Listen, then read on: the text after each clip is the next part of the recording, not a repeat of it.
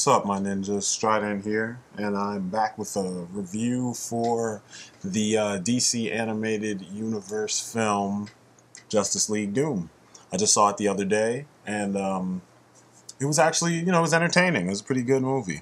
I'm gonna jump straight into the review because I don't have a ton of stuff to say because I mean, you know me, I've been a fan of the Justice League for a long time.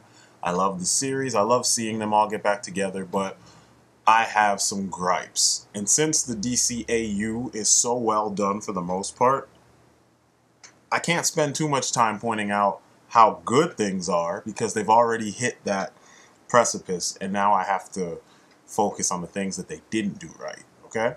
So we've established that consistently they get a lot right. So much so that sometimes it's just not really, it's not worth pointing out how good they did. It's like a given. But in this film, they did a lot of things really nice, and I'll start by explaining to you what the film is about for those of you who don't know. Years ago, DC Comics did a story called Tower of Babel. The major arc writing credits go to Mark Waid, but the other writers were for this arc were Dan Curtis Johnson, Christopher Priest, and John Ostrander. In the story, I'm going to put it in the simplest terms I can possibly put it. Batman, being the paranoid asshole that he is, came up with contingency plans to neutralize the rest of the League in case something was ever to happen. So he had files on how everybody's powers work, and he was thinking, if something was to get out of hand, this is how I would use them. Or stop them. This is what I would use to stop them. But unfortunately, someone gets to his files first. They break into the cave, steal his files, and then they tweak all this shit so that they can actually kill members of the League, and they use it on the members of the League. And they start with Batman. They snatch up his parents from their graves. And he's pissed. So this sets in motion a couple of crazy things that, the League will never forget, and also Bats will never forget, and it puts them kind of at odds with one another. Now, there are some huge differences between the book and the animated film. In the book, the roster is completely different because the book takes place, I want to say, 2000, 2001, something like that. So we have Aquaman on the team. We have Kyle Rayner on the team. We still had Wally West on the team. And in the book, Plastic Man guest starred. Now, I knew he wouldn't be in the movie because he's a favorite, but almost like a cult favorite, kind of like the way Deadpool has that cult standing that, sometimes people bug and bug and bug. He has to be included. That's kind of how Plastic Man is. But anyway, he's in this. So that's your roster, along with Batman, Superman, Wonder Woman, Jean, and I think that's it. In the movie, though, they changed the roster. So you, once again, with Green Lantern and Flash specifically, they always fuck with those characters now, and they write Hal Jordan and fucking Barry Allen into stories that they weren't even around to be in.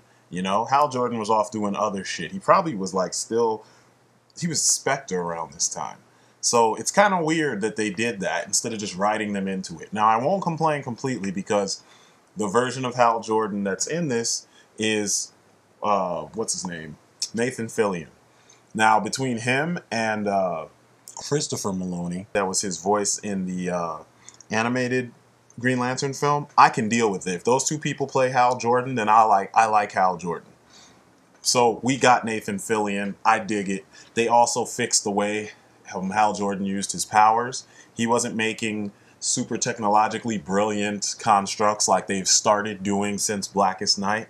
Instead, he was making corny shit, but it got the job done. And that's what separates Hal from the others. He comes up with very simple things that he uses in a way that allows him to get the job done. And that was cool. But the thing that bugged me is they got most of the voice cast is the original voice actors from the animated, Justice League series. And that's with the exception of Nathan Fillion, who only voiced Hal Jordan in Emerald Knights. Um, and, you know, they didn't have Jon Stewart, so Phil Lamar didn't show up, which kind of sucks because you would think that if they're going to switch the whole roster to be the roster that people recognize from the shows, that they would put, you know, that Green Lantern in here as opposed to what's his name. But like I said, I dug how they handled that. But what I don't dig, and I'm sick of this because they did it in Young Justice with Robin and with Kid Flash, is stop getting rid of Wally West and putting Barry Allen in there. You know what I mean? Like, or stop not allowing other characters to show up when you want to put Barry Allen or freaking Hal Jordan or something like that. So you've got Michael Rosenbaum, who was the voice of Wally West as the Flash, but now you have him playing freaking Barry Allen. So the whole like gathering of the old team from back in the day is kind of killed because you have one of the characters playing a completely different version of himself or a different character. And I don't understand what the issue is. If you're going to make Barry Allen act like Wally West, why not just put Wally West in the film? Anyway, that's my nitpick. Those two things. I didn't really dig how they screwed with the roster. And instead of it being the big seven, it was the big six. And then they kind of pushed Cyborg in there because Cyborg is part of the Justice League in the New 52. And that kind of bothered me because that was unnecessary. The animated film was directed by Lauren Montgomery. Lauren Montgomery did I think she did Superman Doomsday as well as Wonder Woman. And she's a fan of Wonder Woman. It's no secret. She's said it on several, of her interviews. And it's cool. You know, I dig that. I just don't dig how she directs these big, crossover type deals. You know what I mean? She kind of has a very reserved, how do you put it? Kind of a reserved style. She directed Green Lantern First Flight, Superman Batman Apocalypse, and Justice League Doom. And then she co-directed a couple others, and Crisis on Two Earths, Batman Year One, all that. I dig her style, but in this film, it felt like she kind of dumbed things down, and it was very reserved for such an epic story, and it didn't have the scope that many of the other DC animated universe films have. It felt like she was holding things back, and they were trying to think of a good way to put this so it doesn't sound like I'm like nitpicking. I know anything I say right now seems like a nitpick because I did like it, but these are the things that I felt weren't, perfect. Fight scenes, Wonder Woman had the best fight scenes, period. She was hardcore. She was going off on people. It felt like Wonder Woman was exactly who she's supposed to be, but Batman felt like he was struggling, which I don't necessarily mind, but he was struggling with Bane, and this is like Bane wasn't doing things that necessarily would warrant Batman to struggle. He didn't wear Batman out, and he attacked him, and Batman just took lumps without even trying to defend himself. And this is the guy with no powers. He can't afford to just rope a dope all day long. You know what I'm saying? Like, that kind of felt weird. And he was more of an asshole than usual. And in the book, he was like all over the place because he was the one that technically was responsible for all this shit. So he went out of his way to make sure he was able to aid his comrades and save his comrades and, go from there. But in the film, they kind of changed some of that stuff. Batman was in most of the he was in most of the film.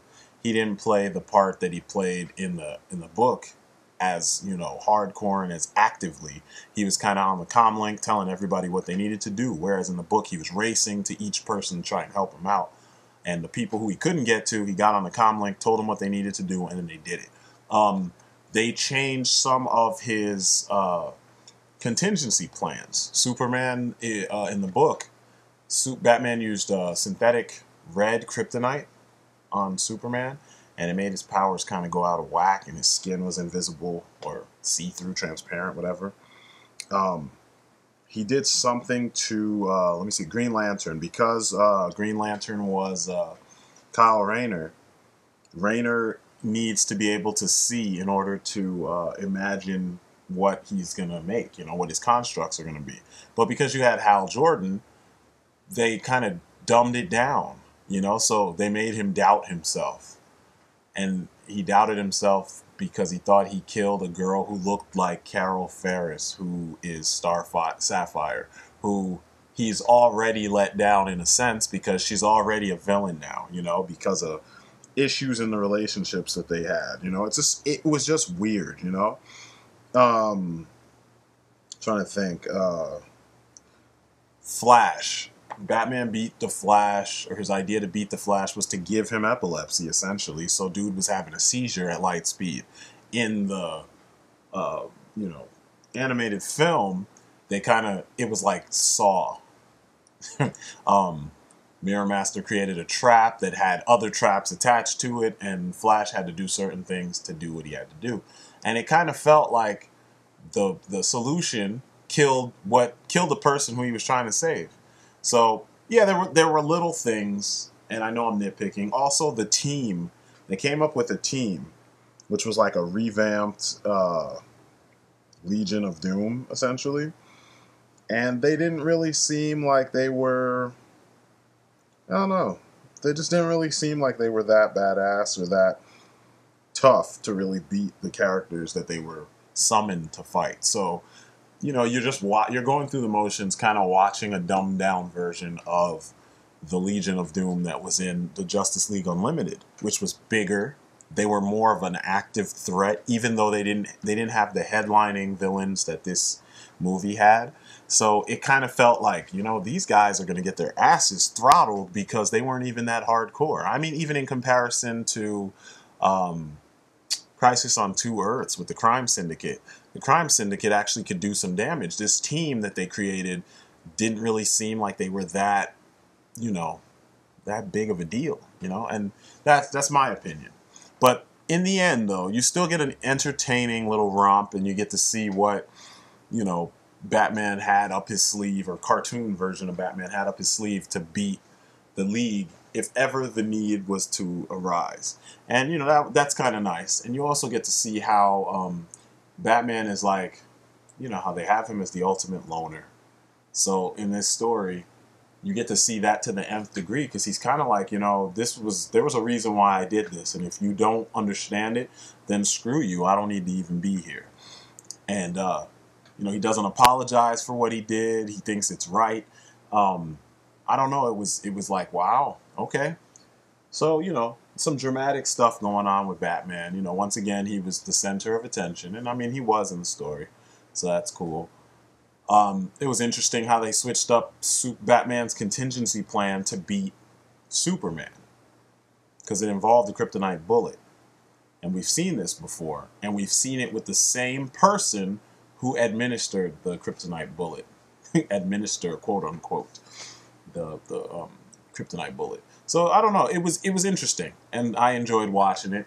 The inclusion of Cyborg kind of helped add some a little modern take on the story. Well, more modern take, because I mean the story itself is only like 10 years old, if that. So maybe 11, and 2001, and it's 2012. So if you see it, check it out. If you're a fan of the League, you'll enjoy the movie. It's that simple. If you're a fan of the majority of the characters, a fan of DC, you will enjoy the League. This still is light years better than Earth's Mightiest Heroes, the Avengers cartoon. And, all the characters pretty much acted like themselves. You had the right voice actors for each character, except for the whole Barry Allen thing.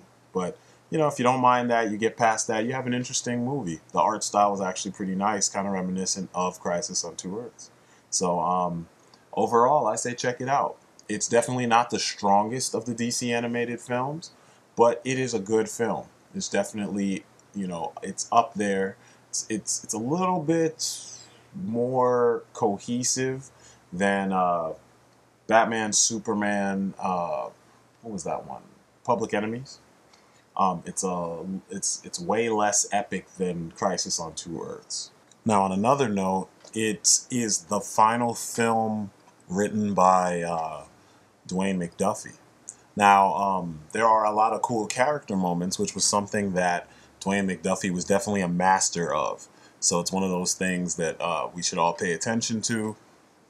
See the man at work, making the characters feel more like real characters as opposed to just, characterization, so to speak. Um, Overall, though, Dwayne will be missed. This was, a pretty decent example of Dwayne's work. Good way to go out, I guess. So, yeah, check it out. It's worth the time, definitely. And that's the end of my review. That's all I got to say. I know it's shorter than my usual, goings-ons, but there wasn't really that much to say about this one. I was looking for something to watch. This was on, and I was like, ooh, let me check it out. So anyway, I will be back with some more reviews, and that's it for me. You've been great. Peace outside, people.